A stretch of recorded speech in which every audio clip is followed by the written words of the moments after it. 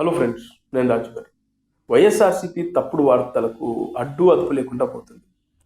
ఆంధ్రప్రదేశ్లో కూటమి ప్రభుత్వం అధికారంలోకి వచ్చిన తర్వాత కూడా వైఎస్ఆర్సీపీకి సంబంధించిన సోషల్ మీడియా విభాగం కానీ, అదేవిధంగా వాళ్ళ కార్యకర్తలు కానీ, అభిమానులు కానీ, వైఎస్ఆర్సీపీ సమూహంలోని చాలామంది ఇంకా సోషల్ మీడియాలో తప్పుడు వార్తలు పోస్ట్ చేస్తూ, ముఖ్యంగా మార్ఫింగ్ చేసినటువంటి ఫోటోలని సోషల్ మీడియాలో ఎక్స్లో కానీ ఫేస్బుక్లో కానీ పోస్ట్ చేస్తూ పవన్ కళ్యాణ్ గారి పైన, అదేవిధంగా కూటమిలోని చంద్రబాబు నాయుడు గారి పైన, నారా లోకేష్ పైన చాలా నీచమైన పోస్టులు పెడుతున్నారు. మరి ఇంత చేస్తున్నా కూడా ఆంధ్రప్రదేశ్కి సంబంధించినటువంటి కూటమి ప్రభుత్వానికి సంబంధించినటువంటి ముఖ్య నాయకులు ఎవరు కూడా దీన్ని సీరియస్గా తీసుకుంటలేరా? ఇప్పటికే 2-3 సార్లు పవన్ కళ్యాణ్ గారు కూడా స్పందించారు. సోషల్ మీడియాలో పిచ్చి పిచ్చి పోస్టులు పెడితే మిమ్మల్ని అరెస్ట్ చేస్తాం, తాట తీస్తామని చెప్పి ఆయన చెప్పారు. అయినా కూడా వాళ్ళ ధోరణిలో ఎలాంటి మార్పు రావట్లేదు.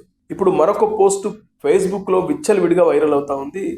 ఇది చాలా దారుణంగా ఈ పోస్ట్ పెట్టారు. అదేంటంటే, పవన్ కళ్యాణ్ గారు నెలకు 100 కోట్ల రూపాయల ప్యాకేజ్ తీసుకుంటూ కాపు జాతిని మొత్తం చంద్రబాబు నాయుడు గారికి తాకట్టు పెట్టారు. అదేవిధంగా శ్రీవారి వెంకటేశ్వర స్వామికి సంబంధించినటువంటి 1470 కేజీల బంగారాన్ని ఈ 18 నెలల్లో కొట్టేశారు. అయినా కూడా పవన్ కళ్యాణ్ ఏం చేస్తున్నాడు, ఏంటి ఈ బానిస బతుకులు అని చెప్పేసి ఒక నీచమైన పోస్టు, ఆ పోస్టు మీకు కనబడుతుంది, చూస్తున్నారు. ఎంత దారుణంగా మార్ఫింగ్ చేసి ఏఐలో చేసేసి పోస్టులు పెట్టారో మీరు చూస్తున్నారు. ఇది ఒకటే కాదు, ఇలాంటి పోస్టులు ఈ 18 నెలల కాలంలో విచ్చలవిడిగా పెడతా ఉన్నారు. గతంలో వైసీపీ అధికారంలో ఉన్నప్పుడైతే లెక్కే లేదు, అప్పుడు అడ్డు అదుపు లేదు, వీళ్ళని అడిగే వాళ్ళే లేదు.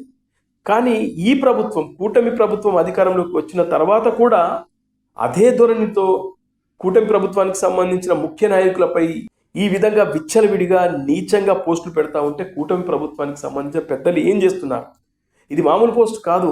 శ్రీవారికి సంబంధించి 1470 కేజీల బంగారాన్ని కొట్టేశారనే ఒక దారుణమైన అపవాదు. ఇలాంటి పోస్టులు పెడుతున్నా కూడా మరి వీళ్ళ దృష్టికి వస్తున్నాయా? వచ్చినా ఎందుకు వీరు సైలెంట్గా ఉన్నారు అనేది అర్థం కాని విషయం. ఎందుకంటే ఇది ఆదిలోనే కట్టడి చేయాలి. ఒక అబద్ధం పెరిగి పెరిగి పెరిగి అది నిజమవుతుంది. గతంలో ఇలాంటి అబద్ధాలను మనం చాలా చూసాం. గతంలో నెల్లూరుకు సంబంధించి ఒక మాసపత్రిక, అంటే ప్రతి నెలకు ఒకసారి రిలీజ్ అయినటువంటి ఒక రైతు అనే ఒక మాసపత్రికలో పవన్ కళ్యాణ్ గారి గురించి పరిటాల రవి గుండు కొట్టించారనే ఆ వార్త ఇప్పటికీ ఎవడు పడితే వాడు ఆ సమయం దొరికినప్పుడల్లా రోజా కానీ ఇంకొంతమంది కానీ, ఆర్జీవి అయితే ఏకంగా తన సినిమాలోనే ఆ బిట్టు పెట్టుకున్నాడు. ఇప్పటికీ దాని గురించి ఇంకా చర్చలు జరుగుతూనే ఉంటాయి. ఎవడైనా ఒకడు ఇంటర్వ్యూ చేస్తే, పవన్ కళ్యాణ్ గారికి వ్యతిరేకంగా ఉండే వ్యక్తులను ఇంటర్వ్యూ చేస్తే ఆ గుండు కొట్టింది నిజమేనా అని చెప్పేసి ఆ ప్రశ్న అడగకుండా వాడు ఇంటర్వ్యూ లేకుండా ఉందంటే మీరు అర్థం చేసుకోండి. ఇలా అబద్ధాలని రాను నిజమైపోతున్నాయి. అందుకే ఇలాంటివి ఆదిలోనే కట్టడి చేస్తే ఇక్కడ దాకా రాదు. గతంలో పవన్ కళ్యాణ్ గారు ప్యాకేజ్ స్టార్ అని చెప్పేసి పదే పవన్ కళ్యాణ్ గారి పైన ఆ మాటలు వైసీపీ వాళ్ళు అంటున్నప్పుడు, తెలుగుదేశం పార్టీకి సంబంధించిన అప్పుడు ఒకరంటే ఒకరు వచ్చి బయటకు వచ్చి అలాంటిది ఏమీ లేదు అని చెప్పి ఆ రోజున వాళ్ళు మాట్లాడి ఉంటే, గట్టిగా కౌంటర్ ఇచ్చి ఉంటే అది ఇప్పటిదాకా ఆయన మీద అపవాదు ఉండేది కాదు. ఇప్పుడు కూడా అలాంటిదే. నెలకు 100 కోట్లు తీసుకుంటున్నాడని చెప్పేసి ఆ మధ్యన ఒక అడ్వకేట్, ఒక పార్టీకి సంబంధించినటువంటి అధ్యక్షుడు అని చెప్పుకునేటువంటి జడ శ్రవణ్ కుమార్ అనే వ్యక్తి, పవన్ కళ్యాణ్ నెలకు 100 కోట్ల రూపాయలు తీసుకుంటున్నాడు, సంవత్సరానికి 1200 కోట్లు తీసుకుంటున్నాడు అని చెప్పేసి ఒక సెన్సేషనల్ కామెంట్ చేశారు. అయితే దీనిపైన ఎవరు కౌంటర్ ఇవ్వడానికి రాలేదు, జనసేన పార్టీకి సంబంధించిన వ్యక్తులు. మరి ఇదేం నాకు అర్థం కాదు. ఎందుకంటే ఇలాంటి ఒక తప్పుడు ప్రచారాన్ని, లేకుంటే ఇలాంటి ఎవరైనా కామెంట్ చేసినప్పుడు దాన్ని వెంటనే ఆదిలోనే దాన్ని తుంచేస్తే ఇక్కడ దాకా రాదు. మరి ఎందుకు ఈ జనసేన పార్టీకి సంబంధించిన వ్యక్తులు కౌంటర్ ఇవ్వట్లేదు? ముఖ్యంగా అప్పట్లో అంటే మీరు పదవుల్లో లేరు, మీకు అధికారం లేదు. ఇప్పుడు పదవులు ఉన్నాయి, అధికారంలో ఉన్నారు. జనసేన పార్టీకి సంబంధించిన వాళ్ళు చాలామంది ఉన్నారు. పదవుల్లో ఉన్న వాళ్ళైనా బయటకు వచ్చి మీరు కౌంటర్ ఇవ్వచ్చు కదా, మీకు ఆ బలం ఉంది కదా ఇప్పుడు. మరి ఎందుకు మీరు కౌంటర్ ఇవ్వట్లేదు?